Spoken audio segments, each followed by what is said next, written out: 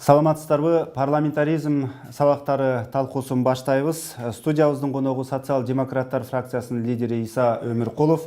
Кош келдиңиз.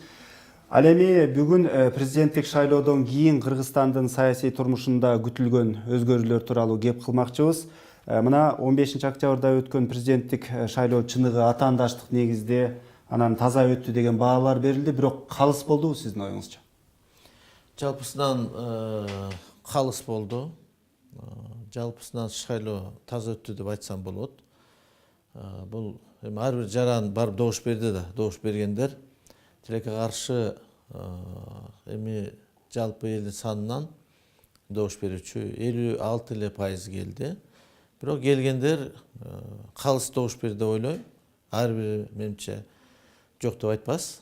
Себеби жанагы биометрикадан өтүп кабинага өзү кирип, өзү каалаган кандидатка добуш берди. Бирок бул бийлик тараптан болгон шарттын баары түзүлүп берилди. Бир дагы жаранга тоскоолдук болгон жок. Бир да жаранга басым көрсөтүлгөн жок деп айтсам болот. Бирок айрым жерлерде жанагындай добуш сатып алуу фактылары болду. Бул эми мен ойлойм, бул негизги оппоненттен бөлөктөр деп айтсам болот да. Биз эми социал-демократтар Сооронбай Жээнбековдун кандидатурасын көрсөтүп, мына ушу коштоп, колдоп, жеңишке ээ болдук деп айтсам болот. Буга мен жалпы кыргыз элинин шайлоочулардын баары тең ыраазычылык билгизем. Анан эми добуш сатуу фактылары кийин эле айтылып атат. Тилекке каршы андай фактылар болду. Бирок мына сиздердин парламенттеги оппоненттериңиздер эми алдыдагы ошо парламенттик жыйындарда дагы бул маселени улам көтөрсө керек. Айрыкча мына сиздин кесиптешиңиз вице-спикер Алтынай Өмүрбекова дагы өзүнүн пикирин билдирип, бул таза дагы болгон жок, калыс да болгон жок. Балким баягы бюллетенди таштоо учурунда, урнадагы бюллетенди саноо учурунда таза болгондур, бирок ага чейинкилер процесстин баардыгы артка кеткендик болду деп пикирин билдирди. Буга эмне дер элеңиз? Мисал үчүн фактылар болсо, мына мисал үчүн бул участкада момундай мисал үчүн тоскоол болду, же болбосо калыстык болгон жок деп айтса, конкреттүү түрдө мен жооп берем. Мындай эле жалпылап айтканда менимче туура эмес биринчиден. Экинчиден факты менен сүйлөш керек. Ал эми официалдуу түрдө кайрылган фактылардын баары тең жергиликтүү укук коргоо органдарынын тарабынан, ошондон тышкары мынакей борбордук шайлоо комиссиясында да каралып атты, баары тең. Бул жерде Жээнбековдун атына дагы арыздар түшкөн, калган талапкерлердин дагы аттарына ошондой ар кандай доо арыздар түшкөн. Бирок баарын тең Центр избирком карап, менимче чечим чыгарып атты. Ал жерде билесиздер, ал жерде бир эле бийликтин мындайча айтканда өкүлдөрү эмес, ал жерде бүт Кыргызстандын коомдогу баягы жарандарынын баарынын өкүлчүлүгү бар ал жерде. Оппозицияныкы да бар, депутаттардыкы да бар. Ошон үчүн мен ойлойм, бул жерде баары эле жалпысынан калыс. Кыргызстандагы ошол буга чейинки шайлоолордо бүт жанагы административдик ресурс маселеси ар дайым айтылып келчү. Баягы акимдер, жергиликтүү бийликтер сөз түрдө бирөөлөрдү баягы шайлоого күчтөп алып барып, бирөөлөргө үгүттөп, ушундай бир көрүнүштөр байкалчу да. Ал эми азыркы учурда мына парламенттеги айрыкча социал-демократтар фракциясынын бийликтеги ошол фракциялардын ролу кандай болду? Деги эле жогорку кеңештин ушул президенттик шайлоодогу ролу кандай болду? Таасири? Эми жогорку кеңеш биринчиден мындай да, бул биз жалпы Кыргыз элинен шайланып келген депутаттарыбыз. 6 фракция бар. Биздин арабыздан ушул биздин партия көрсөттү өз талапкерин. Өнүгүү дагы өзүнүн кандидатын көрсөттү, республика ата журт өзүнүн кандидатын көрсөттү. Ошон үчүн мисалы үчүн жогорку кеңештин позициясы менимче калыс эле болуп турду деп ойлойм. айрыкча ушул жогорку кеңештин депутаттарынын үгүт иштери менен аймактарга тарап кетиши канчалык мыйзамдуу деген суроолор берилип атат. Мынакей Фейсбукка дагы талкуу башталаардан мурда депутаттарга кандай суроолоруңуз бар деп мындай суроо чакырык таштаган элек. Назгүл Бостонбаева деген колдонуучу мына ушундай суроо узатыптыр. Эми бизде билесиз, регламент боюнча ушул ар бир квартал сайын биз шайлоочулар менен жолугабыз. Бир жума, эки жума. Мына ошол мезгил келди, биз ошо жолугушууларга бардык. Анан эми ушундай мезгилде жолукпасак элге, туура түшүндүрүү, үгүт насаат ишти жүргүзбөсөк, өзгөчө биз мисалы үчүн биздин кандидат баягы өзүнүн кандидатурасун көрсөтүп атса, анан кийин мындайда чыкпаганда качан чыгабыз? Туура ошон үчүн мен ойлойм, туура эле болду. Себеби явка да жок болду да. Явка да жок болду, кворум болушу да кыйын болду. Ошон үчүн мен туура эле деп ойлойм, биз өзүбүздүн ыйгарым укугубузду аткардык. Бул жерде мыйзам бузуу болгон жок эч. Ал эми мыйзам боюнча кандай? Ушул мисалы өзүнүн фракциясынан жанагындай президенттикке же башка бир жогорку кызматка талапкер көрсөтүп, шайлоо болуп аткан учурда ага ошондой бир үгүт иштерине жардам берүүгө мындай укуктары барбы депутаттардын? Бул жерде бүт мыйзамдарда депутатка тиешелүү, шайлоо кодексинде дагы ал жерде бир да жерде депутатка үгүт насаат иштери жүргүзүүгө тыюу салынган эмес. Андай норма жок. Үгүт жүргүзсө болот, бирок трудовой кодекске, эмгек кодекске карама каршы келет. Ошол жумуш учурунда барып үгүт насаат жүргүзгөн үчүн. Ошон үчүн биз эгерде ошол үгүт жасаганга бара турган болсок, же отпуск алыш керек, же болбосо жумуш убактысында эмес, жекшемби күндөрү жумуштан кийин барса толугу менен мүмкүнчүлүк бар. Эмгек акысын албай. Ушунда мен мисал келтирейин. Менин атыма дуар түшкөн, менин үстүмөн Синтезбиркомго каршы түшкөн. Өмүркулов жумуш мезгилинде барып ушундай үгүт иштерин жүргүзүп атат деп. Мен ошол мезгилде 2 күнгө без содержания отпуск алгам. Бул жерде регистрация болгон, закондук түрдө барып, мен өзүмдүн баягы партиялаш катары өз мындайча айтканда укугумду колдондум. Шайлоо өнөктүгү учурунда айрым белгилүү коомдук ишмерлер, мурдагы парламент депутаттары ушул депутаттарды кайра келгиле, кайра иштегиле, көптөгөн баягы мыйзамдар кабыл алынбай калды, баягы силердин жоопкерчилиги абдан жогору болуш керек эле деп чакырды да, ага эмнеге кулак салган жоксуздар? Эми алар чакырат, албетте, ар кимдин өз укугу, коомдук ишмерби, жөнөкөй жаранбы, биз үчүн баары тең шайлоочу. Аны мен жогоруда айттым го, бул регламент боюнча биздин ошондой чыга турганга, тараганга, бул эми депутаттар жалпы чечти, бир мисалы үчүн биздин фракция чечкен жок. Төраганын сунушу менен. Ошон үчүн бул жерде эч мыйзам бузуу жок. Мындан кийин эмне болот? Кыргызстандын саясий турмушунда кандай өзгөрүүлөр болот? Парламентте кандай өзгөрүүлөр болот? Өкмөттө кандай өзгөрүүлөр болот? Президенттик ошол башкарууда кандай өзгөрүүлөр болот? Эмнелер күтүлүп атат? Эми биринчиден биз жалпы эл үчүн бул маанилүү саясий иш-чара болду, жалпы кыргызстандыктар үчүн. Биз дагы бир жолу дүйнөгө көрсөттүк ушул демократия жолуна түшкөнүбүздү.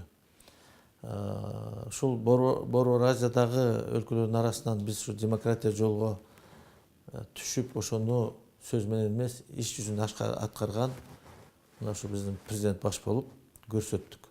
Мен ойлойм, муну менен биз бүткүл дүйнөгө өзүбүздүн ушул мындайча айтканда көз карашыбызды, позициябызды иш менен далилдедик.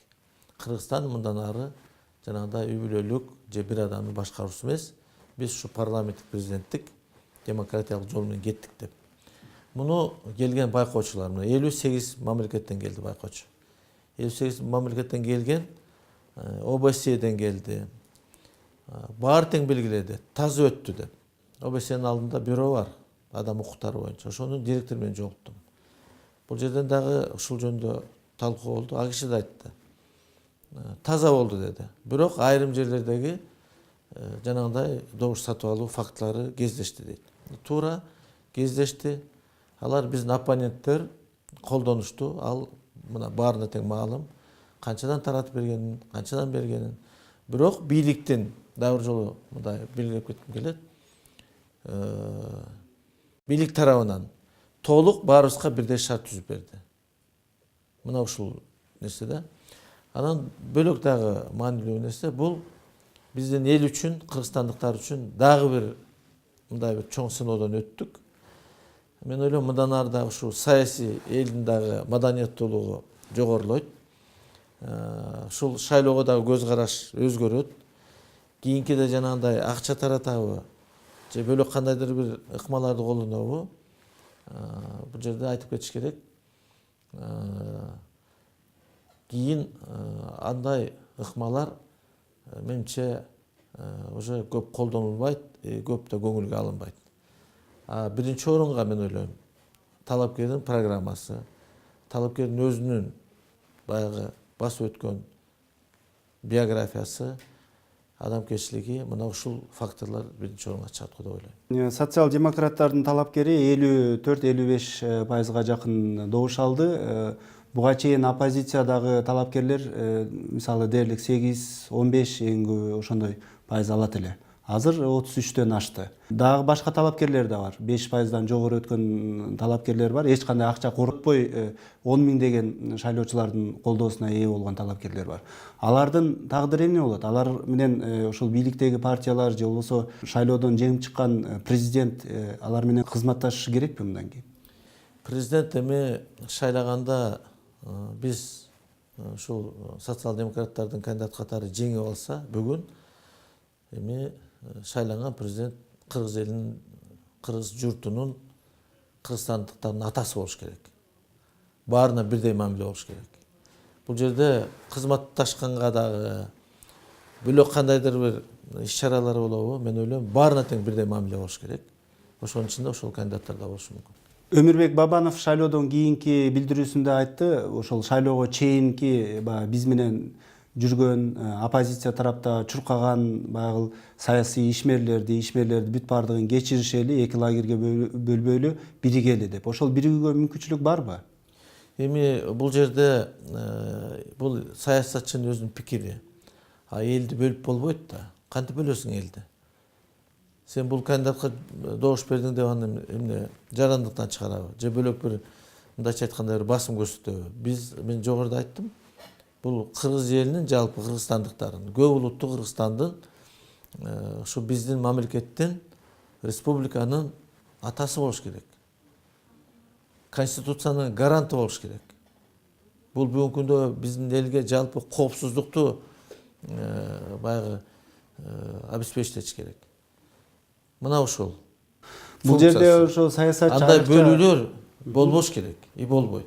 Саясатчы бул жерде жанагы саясий куугунтук жөнүндө дагы сөз кылып атса керек да. Себеби дегенде шайлоодон кийин мына шайлоо бийликке келген президент же болбосо анын тарапкерлери шайлоого чейин аларга каршы иштеген саясатчыларга кандайдыр бир куугунтук уюштуруп, тирешүүлөр күч алышы мүмкүнбү? Мындай да ушул мен да айтып коет элем, дагы бир ушул негизги оппоненттердин бири административдик басым көрсөтүп атат деп эле ушул бир каналдан эле эртеден кечке берип атты. Ал жерге да саясат чыгат. Бул да өзүнчө пиар компания болду. Менимче. Менин пикиримде өзүнчө пиар компания болду. Бул баарына эле ушул административдик давление болуп атат, ушундай күч колдонуп атат деп эле айта берсе элдер ишене берет да. Тем более телевизордон айтып атса. Анан эми азыр дагы алдын ала эле, хотя андай болгон жок, андай басым болгон жок, туурабы? Андай басым боло турган болсо, бүгүнкү күндө 55% алмак эмес, 54 жана 181. 90-95% алмак. Андай болгон жок да, конкуренттүүлүктү көрдүк да. Анан эми бүт жерде байкоочулар болду. Бүт жерде камералар турду, бүт жерде жана биометрикалык техника турду, туурабы? Ошон үчүн бул жерде дагы алдын ала эле мындай корунганын же болбосо алдын ала эле мындай баягы мындайча айтканда негизсиз догону кое бербеш керек. Андай бөлүп жаруу деген болбош керек. Мен да каршымын ага. Мына конкреттүү фактылардын бири шайлоо өнөктүгү учурунда сиздердин кесиптештериңиздин бири мына шайлоо маалында же шайлоого чейин башаламандык уюштурушу мүмкүн деген шек менен камакка алынды. Канатбек Исаев. Азыркы деле кесиптештериңиздердин тагдыры тууралуу дагы кандайдыр бир кайрылуу жасайсыздарбы же иликтөө өткөрөсүздөрбү? Эмне болот? Эми бул жерде өзүңүздөр билесиздер. бир да депутат болобу, кандай кызматта болбосун бүгүнкү күндө андай иш-чара башталгандан кийин күч органдары тараптан алар далилдеш керек. Алар өз жанагындай иликтөө иштерин жүргүзүш керек, алар баа бериш керек, юридикалык. Анан мен мисалы үчүн кабарым жок. Биздин маалымат эле бар. Видео тасмаларды көрдүк. Жанагындай сүйлөшкөндөрдү уктук. Анан кийин мунун баарын тең мен ойлойм, күч органдары өздөрү иликтеп туруп анан кийин жыйынтыгын чыгарат болуш керек. Алдын ала бирдеме деп азыр айтууга мен укугумда жок. Биринчиден, экинчиден толук билбей туруп айта албайм. Эми мына Кыргызстанда жана өткөн жылкы конституцияга өзгөртүүлөр киргизилгенден кийин жаңы президенттин дагы жана полномочиялары өзгөрүлүп, жаңы президенттин, премьер-министрдин полномочиялары өзгөрөт. Парламенттин дагы айрым укуктары өзгөрүп калышы ыктымал 1-декабрдан баштап. Декабрдын башында ант берилет деп божомолдонуп атат. Кандай болушу ыктымал? Биз кыргызстандыктар чын эле баягы мурдагыдай күчтүү президентке добуш бериштиби же президенттин чын эле укуктары чектелүү болуп калабы? Эми жалпысынан бүгүнкү күндө президенттин укуктары конституция боюнча өтө эле күчтүү эмес. Негизги функциялары бул коопсуздук. Коопсуздук кеңешин башкарат. Тышкы саясатты алып барат. Мына ушул маселелер. Калган маселенин баары тең аткаруу бийлигине берилди. Мына могу кийинки конституцияга киргизилген өзгөртүүлөрдүн эң негизги ошол баягы маселелер бул өкмөт дагы күчтөндү. Бул жерден дагы баягы парламент менен аткаруу бийлигинин ортосуна дагы мындай бир жеңил желпи трение болбош үчүн дагы бизге дагы биздин ыйгарым укуктарга да жогорку кеңешке бул жерге да өзгөртүүлөр киргизди. Мисалы үчүн эгерде бир фракция бир коалициядан чыгып кетем деп турган болсо, көпчүлүк коалициянын составында болгон. Билесиздер, мыйзам боюнча эгерде коалициядан жалпы көпчүлүк коалициядан бир фракция чыга турган болсо, автоматтык түрдө өкмөт отставкага кетиш керек. Ал эми ошону дагы азыр бирөөс татаалдашты да. 3-төн 2 сөзсүз түрдө добуш бериш керек. Жана алар письменно кол коюп бериш керек. Бул дагы мен ойлойм. Эгерде андай дагы фракция, коалиция тарай турган болсо, автоматтык түрдө спикер өзүнүн укугун кайта далилдеш керек, кайта добушка коюш керек болот. Ошон үчүн бул жерде спикер дагы кызыктар болбойт. Фракциялар дагы жанагындай көпчүлүк коалициядан чыгам дей турган болсо, ошо кичине мындайча айтканда барьер болот да. Бул ошо коалициянын бекемдешине жакшы өлгө түзөт. Ал эми ошол менен бирге бир топ ыйгарым укуктар кошумча түрдө аткаруу бийлигине берилди. Мисалы үчүн акимдерди түз шайлоо, түз баягы дайындоо. Мисалы үчүн мурун бюджетти кабыл алып атканда вето койгон правасы президенттикке бар болчу, бирок эгерде парламент кайта добуш берсе өтүп кете берчү. Азыр эми ошол мүмкүнчүлүктү өкмөткө да берилип атат да. Мына ушул дагы менимче өкмөткө дагы кошумча мындайча айтканда туруктуулук берет да. Ушундай маселелер, ошон үчүн бул жерде эчтеке өзгөрбөйт, өкмөт отставкага кетпейт. Жогорку кеңештин дагы иштей турган мөөнөтү бар. Жаңы президент келет, мен ойлойм ушул бүгүнкү курсту алып кетсе, мындан ары дагы биздин жалпы Кыргызстандын турмушуна мындай жакшылыктарды, бир динамиканы алып келет деген менин дагы үмүтүм чоң. Сиз өкмөт отставкага кетпейт деп айттыңыз. Мына буга чейин жогорку кеңештин депутаты, Ата Мекен фракциясынын депутаты Садык Шернияз дагы мына шайлоо жөнүндө пикирин билдирип айтты. Кыргызстан 25 жыл бою президентти, премьер-министрди, парламентти шайлап эле ушуну менен эле келатат. Экономиканы көтөрбөйлүбү, туруктуулукка келбейлиби дегендей бир чакырык болду да. Сиздер дагы мына туруктуулук үчүн деген ураандын алдында талапкерди алып чыктыңыздар. Өкмөттүн, парламенттин, ошондой эле жаңы президенттин ушул туруктуу улам алмашпай кайра шайлоого барбай иштеш үчүн дагы кандай кепилдиктер бар? Бул жерде эми биринчиден аткаруу бийлигинин ошо башында турган жетекчилердин ишмердүүлүгү. Эгерде иштеп, таза иштеп, бюджеттен киреше жагын көбөйтүп, коррупция менен күрөшүп, анан социалдык маселелерди, мисалы үчүн бүгүнкү күндө биринчи орунда көп жерде бала бакча турат. Кийинки жылдары жакшы көп мектептер салынды, бирок дал эле мектеп жетишпейт. Мектеп салыныш керек. Жол проблемасы, таза суу проблемасы, больницалардын койка месталары жетпегендиги, роддомдордун жетпегендиги. Мына ушул маселелерди чечиш керек. Пенсияларды көбөйтүш керек. Бюджеттик тармактагы иштеген биздин жарандардын баардык айлыгын көтөрүш керек.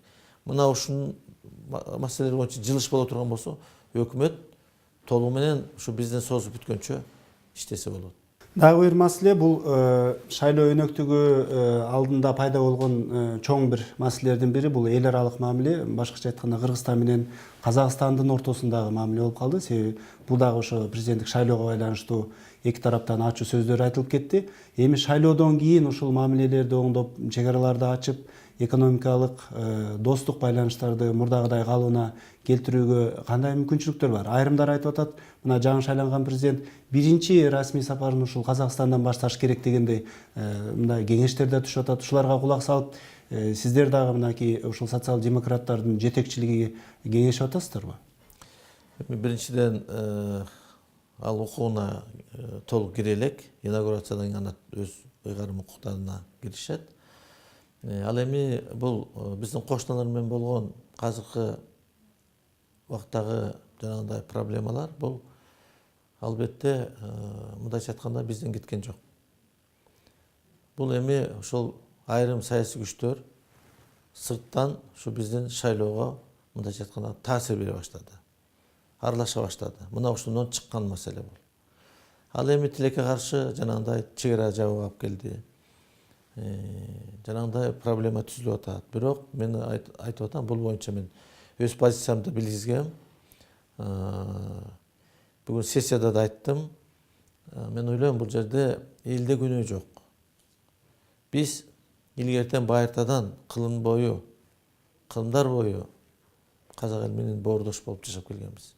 Тилибиз дагы, маданиятыбыз дагы, үрп адатыбыз дагы, бүт баары тең. Салт санабыз дагы бирдей, айырмаланбайбыз. Мындай бир тууган эл дүйнөдө жок. Анан биздин достчулукка эч ким таасир бере албайт, каршылык. Буза албайт эч ким. Саясатчылар келет, кетет. Бирок азыр учурда эми албетте кыйынчылык болуп атат, бирок биз жанагындай өнөктөш мамлекет катары бүгүн Евразиялык бир экономикалык биримдикте, ШОСто, ОДКБда деги эле эки мамлекеттин ортосундагы келишимдер ошонун негизинде жанагындай кысым болбош керек. Мен ойлойм, эми үмүт бар, бул маселе жакында чечилет деп. Таза шайлоо, мындай атаандашуучулук шайлоо деп коюп, бирок ушундай бир эл аралык мамилелерге чейин таасир берген учурлар көп болбодубу?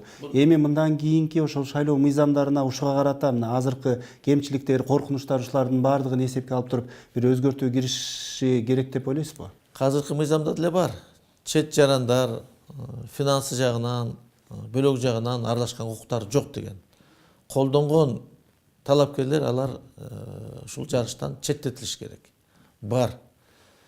Бирок эми ошондой биздин ички ишке киришкен албетте биздин президент дагы айтканга мажбур болду. Себеби Кыргызстандын тагдырын кыргыз эл чечет.